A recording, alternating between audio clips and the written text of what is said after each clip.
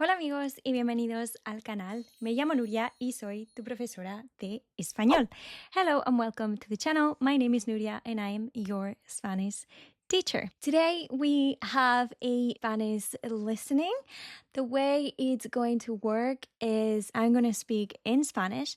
I will pop some relevant words in English and Spanish on the screen. And I will also provide you with the Spanish captions and the English translations that you can switch on and off. I will also remind you that you can also modify the speed of the video in the adjustment section of YouTube. And let's switch on to Spanish mode now for today's topic on Duolingo. En este video vamos a hablar sobre Duolingo y por qué no puedes entender o hablar español al nivel que quieres después de haber estado meses practicando y estudiando español con Duolingo. Y hoy vamos a ver algunas razones por las cuales no llegas a ese nivel que tú quieres. Voy a hablar de 6 puntos en el vídeo de hoy y el primer punto es la falta de práctica en conversación real.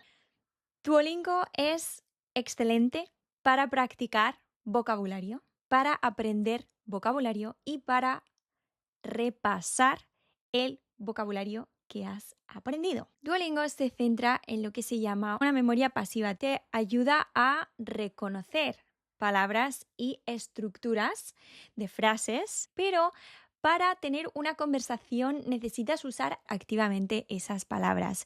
Necesitas usar esas estructuras y esas palabras en conversaciones reales. Por eso, cuando tú estudias con Duolingo, te cuesta mucho hablar, porque tu cerebro no llama a esas palabras. Si lo que quieres es mejorar tu fluidez, lo que más necesitas es practicar en la vida real. Yo siempre recomiendo practicar con personas en la vida real, ya sea por internet, haciendo un intercambio con pequeñas clases de conversación.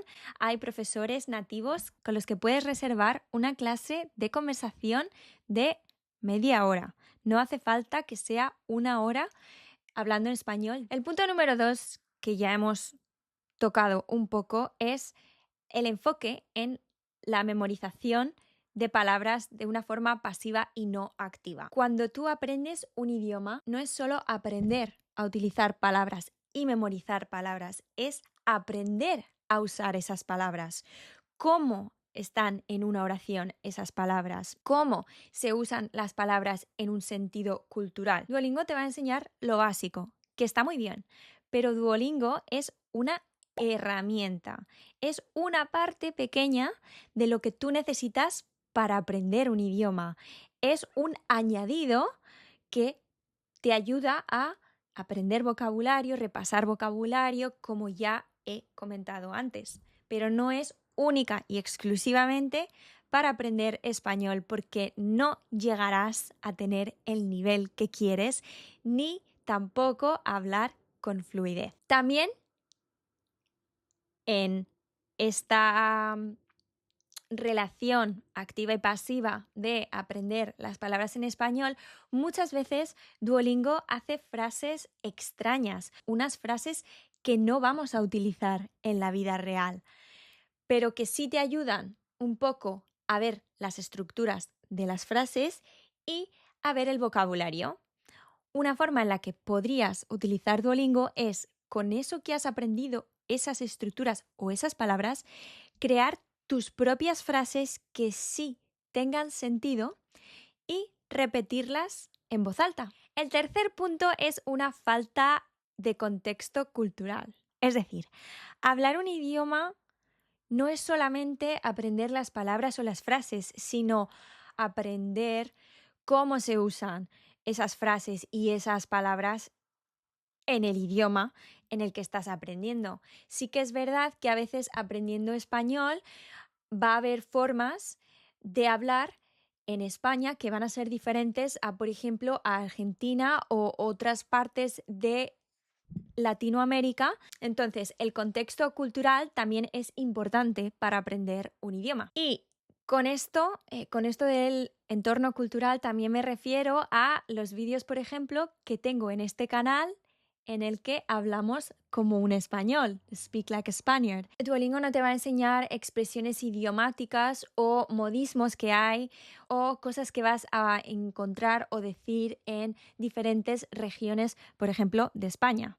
Ya no digo diferentes partes del mundo que hablen español, sino dentro de España hay diferentes frases, diferentes palabras que se usan en diferentes regiones y eso Duolingo tampoco te lo va a enseñar. Eso te lo va a enseñar un aprendizaje activo, es decir, usar el idioma, hablar con nativos, escuchar música o podcasts o vídeos o películas.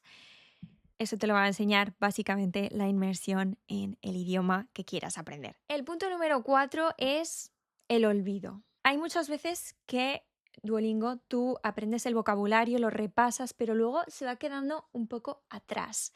Y vas a ver cosas que luego, si no utilizas, se te van a olvidar. Es decir, Duolingo te va a enseñar cosas que luego no vas a utilizar, pero que en la vida real sí vas a utilizar.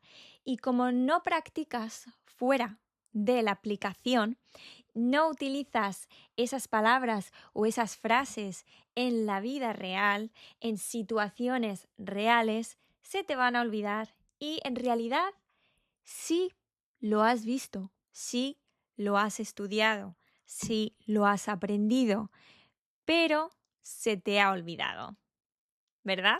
El punto número 5 es motivación y hábitos. Como siempre que nos ponemos un propósito o un objetivo, empezamos muy motivados y muchas veces esa motivación desaparece y aunque utilices o crees el hábito de estar en Duolingo todos los días, cuando pasan meses usando la aplicación y sientes que no has aprendido tanto como querías, tu motivación va bajando. Y no es igual aprender cuando estás motivado, cuando estás inmerso en ese idioma, cuando aprendes cosas que te interesan.